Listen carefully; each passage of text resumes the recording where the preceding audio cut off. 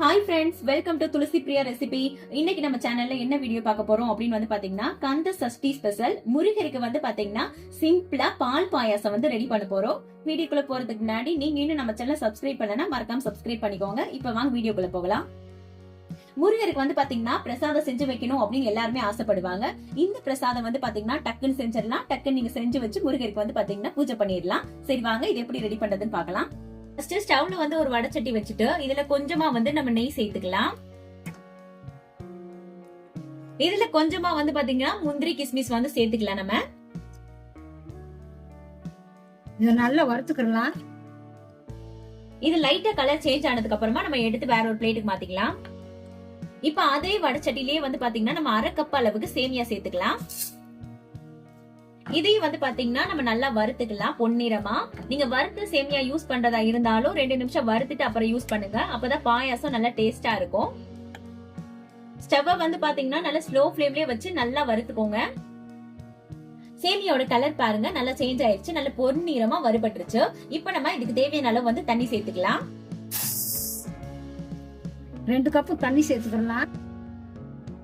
இத பாத்தீங்கன்னா நல்லா மிக்ஸ் பண்ணி விட்டுட்டு சேமியாவை நல்லா வேக வச்சுக்கலாம். சேமியாவை பாத்தீங்கன்னா ரொம்ப கொலைய மையா வேக வச்சிடக்கூடாது. நார்மலா வெந்தாலே போதும். நல்லா வெந்துருச்சு. கையில சேமியாவை எடுத்து நசுக்கி பார்த்தாலே தெரியும் நல்லா வெந்துருச்சா இல்லையான்னு. நெக்ஸ்ட் பாத்தீங்கன்னா நம்ம இதுல 1/2 கப் அளவுக்கு ஜீனி சேர்த்துக்கலாம்.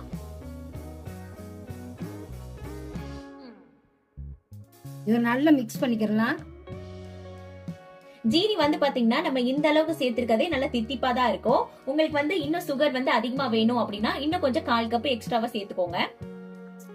ஒரு 3 ஏலக்காவை தட்டி போட்டுக்கலாம். பாயசம் பாத்தீங்கன்னா ரொம்ப திக்கா வத்த விட்டுற கூடாது. அதே மாதிரி ரொம்ப லிக்யூடாவும் இருக்க கூடாது. பாருங்க இந்த மாதிரி பக்குவத்துல இருந்தா நல்லா இருக்கும். ஜீனி எல்லாமே பாத்தீங்கன்னா நல்லா மெல்ட் ஆயிருச்சு. சேமியாவும் நல்லா ஃபுல்லாவே குக் ஆயிருச்சு. இப்ப பாத்தீங்கன்னா நம்ம வறுத்து வச்சிருக்க முந்திரி கிஸ்மிஸ சேர்த்துக்கலாம். இத நல்லா மிக்ஸ் பண்ணிக்கலாம். இது கூடவே பாத்தீங்கன்னா உங்களுக்கு விருப்பம் இருந்தா பாதாம் பருப்பையும் வறுத்து சேர்த்துக்கலாம். ரொம்பவே டேஸ்ட் நல்லா இருக்கும். நெக்ஸ்ட் இப்ப பாத்தீங்கன்னா நம்ம 1 கப் அளவுக்கு பால் சேர்த்துக்கலாம். காய்ச்சி ஆற வச்சிருக்க பால். இத நல்லா மிக்ஸ் பண்ணிக்கலாம். இப்போ காய்ச்சாத பால் பாத்தீங்கன்னா சேர்த்துறாதீங்க, நல்லா காய்ச்சிட்டு சேர்த்துக்கோங்க.